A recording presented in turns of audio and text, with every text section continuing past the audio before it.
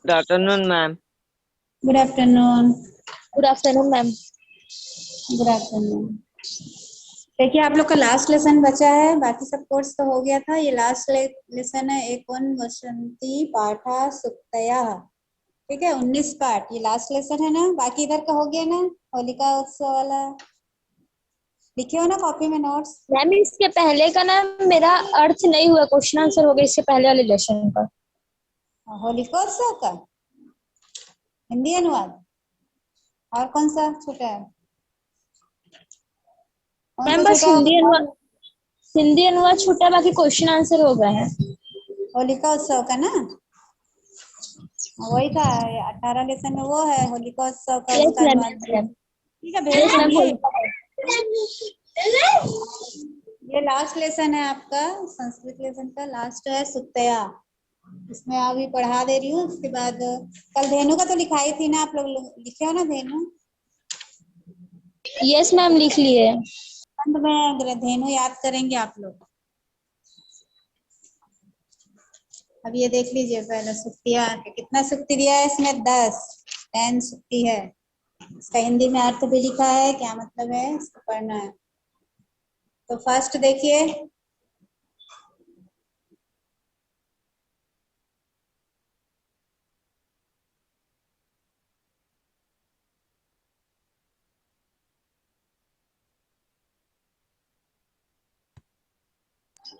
Sucks का मूल्य धर्म है, धर्म सुखी का मूल्य जोड़ है।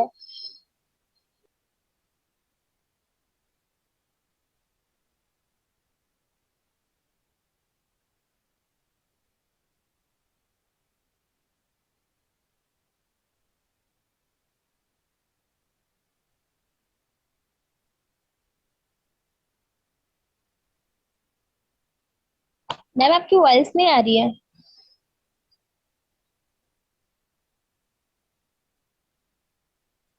अभी आवाज नहीं आई? पूरा एक लाइन पढ़ी, आवाज सॉरी नहीं आया ना, म्यूट कर। फिर से बोल रही हूँ मैं।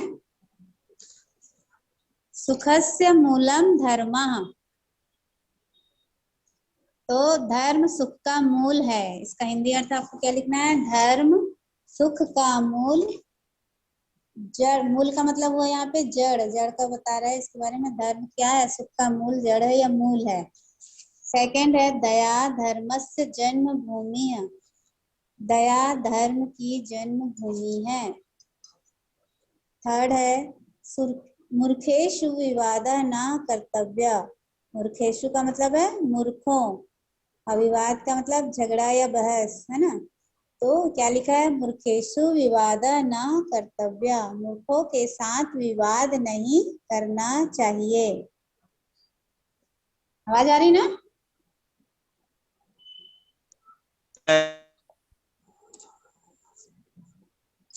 अब नेक्स्ट है 4 नंबर, पर द्रव्यम न हर्तव्यम, पर द्रव्यम न हर्तव्यम।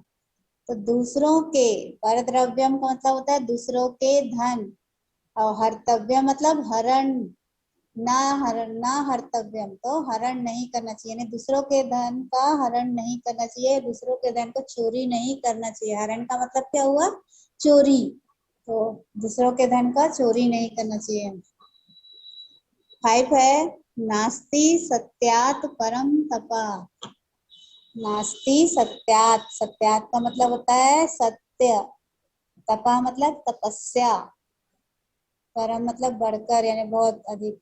तो ना सत्य से बढ़कर दूसरा कोई तप नहीं है, नास्ति मतलब नहीं है, तो सत्य से बढ़कर दूसरा कोई तप, तप का मतलब तपस्या नहीं है, सबसे बड़ा तपस्या क्या है, दूसरों यानी सत्य को ही तपस्या माना गया है। अब 6 नंबर देखिए, सत्यम स्वर्गस्य साधनम, सत्य ही स्वर्ग प्राप्ति का साधन है। सत्यम स्वर्गस्य साधनम, सत्यम सत्य ही स्वर्गस्य यानी स्वर्ग, साधना माने प्राप्ति का साधन है। 7 नंबर, यशा शरीरम न विनश्यति, यश का मतलब होता है कीर्ति, तो कीर्ति स्वरूपी शरीर कभी नष्ट नहीं होता। इसका मतलब शरीर के नष्ट होने पर भी कीर्ति कभी नष्ट नहीं होती। कीर्ति मतलब अच्छा काम आप करके धरती पे हो तो कोई ऐसा काम, अच्छा काम करो जो मरने के बाद भी अमर रहेगा। तो हमारे महान पुरुष है ना बहुत सारे, जो जिनको अभी भी हम याद करते हैं, तो क्यों याद करते हैं, क्योंकि वो उन्होंने अच्छा काम किया हुआ है। वो धन है, ये पैसा है, ये सब थोड़ी ना काम आएगा, ऊपर से जाओगे तो ये सब काम नहीं आएगा, तो क्या काम आएगा, कीर्ति, यश, या अच्छे काम को हम दुनिया याद रखती है। वही कहा गया है, यशा शरीरम न विनश्यति, यश रूपी शरीर कभी नष्ट नहीं होता, यानी कीर्ति कभी नष्ट नहीं होती। 8 नंबर देखिए, ना दिवा स्वप्नम कुर्यात, ना दिवा स्वप्नम कुर्यात मतलब दिवा यानी दिन, दिन में स्वप्न नहीं देखना चाहिए, यानी दिन में स्वप्न देखने का क्या मतलब हुआ, कल्पना लोक में भ्रमण नहीं करना चाहिए। जैसे अपन सोचते रह जाते हैं ना बैठे बैठे, मैं ऐसा करूंगी, मैं वैसे करूंगी, सिर्फ बैठे बैठे ख्याली पुलाव बनाते हैं कि मैं बहुत पढ़ूंगी, मगर पढ़ाई के लिए टाइम निकालते हो क्या, नहीं निकालते, सिर्फ सोचते रहते हो दिन भर, मैं पढ़ूंगी, आज नहीं कल पढ़ूंगी, परसों पढ़ूंगी, ऐसे ही बोलते रह गए, तो वो क्या कहला रहा है, सिर्फ स्वप्न देखना कहला रहा है। आप काम कर नहीं रहे, उसको स्वप्न देख रहे हो, तो दिन में स्वप्न नहीं देखना चाहिए, अर्थात केवल कल्पना लोक में भ्रमण नहीं करना चाहिए। ना दिवा स्वप्नम कुर्यात यानी दिन में स्वप्न नहीं देखना चाहिए। 9 नंबर देखिए, ना सत्यहंकार समा शत्रु, ना सत्यम अहंकार समा का मतलब होता है अहंकार के समान, शत्रु मतलब दुश्मन, शत्रु होता है ना दुश्मन, तो क्या बोला है, अहंकार के समान दूसरा कोई शत्रु नहीं है। अहंकार किसको कहा गया है, अपने अंदर अहंकार है ना, मैं बहुत पढ़ी लिखी हूँ, मेरे से ज्यादा कोई पढ़ा नहीं होगा, ऐसे भी अहंकार होता है ना, घमंड होता है ना, अहंकार को घमंड भी कह सकते हैं। तो अहंकार से बड़ा यानी अहंकार के समान कोई दूसरा शत्रु नहीं है। अहंकार अगर अपने अंदर आ गया तो वो आपके लिए शत्रु के समान है, दुश्मन के समान है अपने आप में। लास्ट लाइन देखिए 10 नंबर, ना संसार भयम ज्ञानवातम, ना संसार भयम ज्ञानवाताम, तो ज्ञानियों के लिए कोई संसारिक भय नहीं है। जो ज्ञानी होते हैं, महापुरुष होते हैं ना, उनके लिए कोई संसारिक भय नहीं हो, क्योंकि वो तो क्या होते हैं, जंगलों में रहते हैं, तपस्या करते हैं, उनके लिए संसार का कोई भय डर नहीं रहता। वो सबसे दूर रहकर वो अपने तपस्या में या ज्ञान की बातें करने में ही लगे हुए रहते हैं। तो उनके लिए क्या बोला गया है, ज्ञानियों के लिए कोई संसारिक भय नहीं है। ये था आपका पूरा 10 पॉइंट्स सुक्तियां, एक एक लाइन का होता है सुक्तियां, जो आपके लिए काम की मैंने आपके दैनिक जीवन से संबंधित होते हैं। इसको हम अपने आचरण में या व्यवहार में भी ला सकते हैं, लाने के लिए ही होती हैं सुक्तियां। तो ये संस्कृत का हिंदी में अर्थ दिया हुआ है। अगर आपको एग्जाम में आता है हिंदी अर्थ दिया हुआ है, आपको संस्कृत में लिखने बोला गया, तो आपको संस्कृत में लिखना है। जैसे लिख दिया धर्म सुख का मूल है या जड़ है, तो आपको उसको संस्कृत में लिखना है। अगर संस्कृत में लिखा है तो उसको हिंदी में अर्थ लिखेंगे। ठीक है, समझ आ रहे हैं। ये लास्ट लेसन का है, इसमें शब्दार्थ दे रही हूँ अभी, शब्दार्थ को फिर इसको कॉपी में लिखेंगे। उसके बाद क्वेश्चन आंसर है, हिंदी में अनुवाद है, संस्कृत में अनुवाद है, सॉरी, इसको भी अभी बता दे रही हूँ। बुक है ना आप लोगों के पास, यस मैम। बुक खोल के देखो तो उसमें पेज नंबर लास्ट लेसन का 40 पीछे देखिए, अभ्यास के प्रश्न, रिक्त स्थान की पूर्ति कीजिए, निम्नलिखित रिक्त स्थान की पूर्ति कीजिए। इसमें 4 क्वेश्चन दिया हुआ है, बुक में देखो 4 क्वेश्चन दिया है। फर्स्ट क्या दिया है, सत्यम डैश साधनम, सत्यम डैश साधनम। आपको इसमें क्या लिखना है, डैश की जगह सत्यम स्वर्गस्य साधनम। अभी इसका पढ़े ना, इसका अर्थ है यहाँ पे सत्यम स्वर्ग साधनम, सत्य ही स्वर्ग प्राप्ति का साधन है। इसका अर्थ अभी आपने यहाँ पे लिखा, पेज नंबर 6 नंबर में है। 6 नंबर में क्या लिखा है, सत्यम स्वर्गस्य साधनम, सत्य ही स्वर्ग प्राप्ति का साधन है। अब है सेकेंड फिलअप्स। फिलअप्स में देखेंगे सेकेंड, दया डैश जन्मभूमि, दया डैश जन्मभूमि। तो यहाँ पे आंसर क्या आ जाएगा, धर्मस्य। ये कौन सा वाला है, ये सेकंड वाला क्वेश्चन है, सुप्रिया का सेकंड दिया ना, दया धर्मस्य जन्मभूमि, तो दया धर्म की जन्मभूमि है।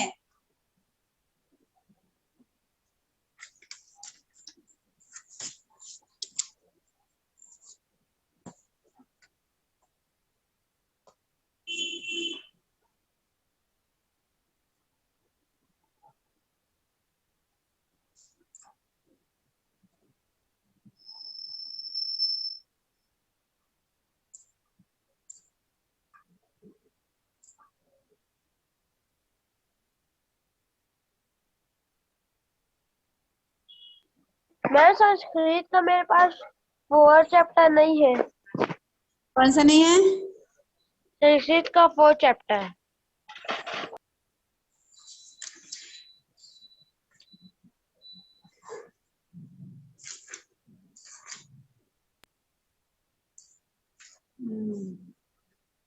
ठीक है, इसको व्हाट्सएप में भेजूंगी ना, इसमें इसको आप लोग कॉपी में नोट कर लेंगे, इसका अर्थ है और ये लास्ट का खालिस्तान बता रही हूँ, ये सब का आपको कॉपी में नोट करते जाएंगे।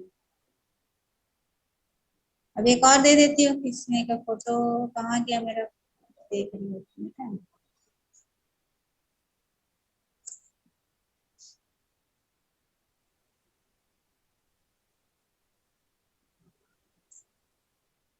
हाँ तो देखिए लास्ट वाला एक और है, इसमें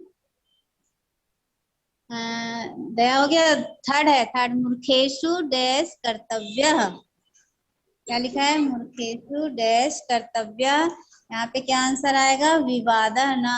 यहाँ पे जो हम लोग अभी पढ़े लिखे ना, इसमें से कौन सा नंबर है, मूर्खेषु वाला देखिए, थर्ड नंबर, सुक्तिया का थर्ड नंबर, मूर्खेषु विवादा ना कर्तव्य। तो यहाँ पे मूर्खों से विवाद नहीं करना चाहिए, तो विवादा ना लिखना है, विवादा ना कर्तव्य। और लास्ट है यशा डैश विनश्यति, यशा डैश विनश्यति। तो यहाँ पे आंसर क्या आ जाएगा, शरीरम न विनश्यति, यशा शरीरम न विनश्यति। तो यश यानी कीर्ति रूपी शरीर कभी नष्ट नहीं होता। तो 4 खालिस्तान खाली दिया हुआ है, उसको आपको लिखना है।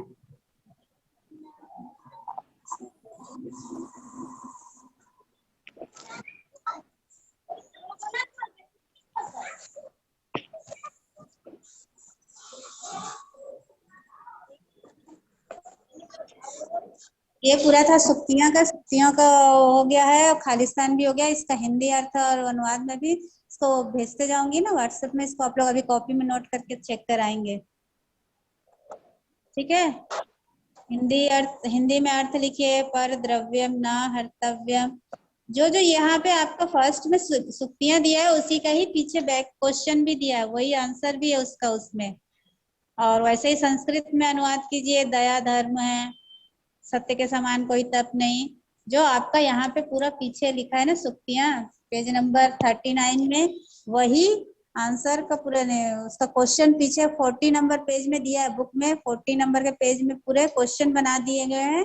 आपका पूरा आंसर इसी 39 में ही आंसर है। अब एक जो है क्वेश्चन नंबर 4, वीनस धातु का लट लकार और लिट लकार प्रश्न पद में चलाइए।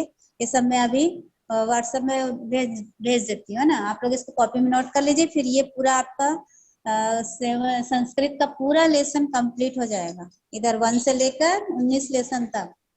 मैम मेरे को फोर्थ दे देना संस्कृत का। किसका बोले आप? मैम होलिका का मेरे को ना अर्थ चाहिए। हाँ, अर्थ मतलब वही अनुवाद है ना। Yes ma'am. हाँ, वो भेज देती हूँ अभी। और इस और एक कोई कुछ बोला था? संस्कृत का और कोई कुछ बोला? कौन सा? फोर आवाज चैप्टर संस्कृत का। आवाज ना बहुत कट रही है आपकी, फिर से बोलो एक बार। मैम संस्कृत का मेरे को 4 चैप्टर भेज दो। 4 चैप्टर का पूरा? हाँ, क्यों नहीं लिखते 4। तुरंत तुरंत? जब भेजा मैम जाता है तब तो लिखते नहीं हो, बाद में वो डिलीट हो जाता है, फिर बोलोगे मैडम ये नहीं लिख पाए, ये नहीं लिख पाए। तुरंत जब मैम अभी मैं क्लास लिखाते हैं ना, पढ़ा रहे हैं ना, तो तुरंत मैं भेज देती हूँ क्वेश्चन आंसर। जैसे अभी हो गया, उसके बाद भेजूंगी। इसको आप खाली बैठ के तुरंत उतार लो, उसके बाद हो गया, डिलीट हो जाता है वैसे में फिर में। तो ठीक है, यस पंचम का भी भेज दूंगी और होलिका उत्सव का भी भेज दूंगी। जिसको जो लिखना है वो उसका छोटा लिखते जाओगे। Yes ma'am. और कोई डाउट है? No ma'am. अब क्वेश्चन लेसन कंप्लीट है, ठीक है। अब इसके बाद रिवीजन चलेगा 1 तारीख से लेके आपको पूरे इधर क्वेश्चन चले, रिवीजन चलेगा। हाफ ईयरली के लिए तैयारी करना है ना, तो आपको पढ़ते जाना है, लिखते जाना है। जो भी देंगे उसको आंसर लिखो, देख के लिखना नहीं, बिना देखे लिखने की मैम कोशिश रिवीजन, करना है। मैम रिवीजन दिया जाएगा? हाँ, 1 तारीख के बाद से रिवीजन चलेगा, ठीक है। अभी इसलिए पूछ रही हूँ कि अभी लेसन से कोई संबंधित क्वेश्चन पूछना है, कुछ छूटा है तो याद कर लो। फिर उसके बाद अब रिवीजन क्लास चलेगी, फिर वो पढ़ना है आपको, उसको रिवीजन लिखना है। Okay ma'am. ठीक है, मैं अभी भेज रही हूँ, आप लोग लिखते जाएंगे। ओके, यस चलो क्लास लिख कर रही हूँ।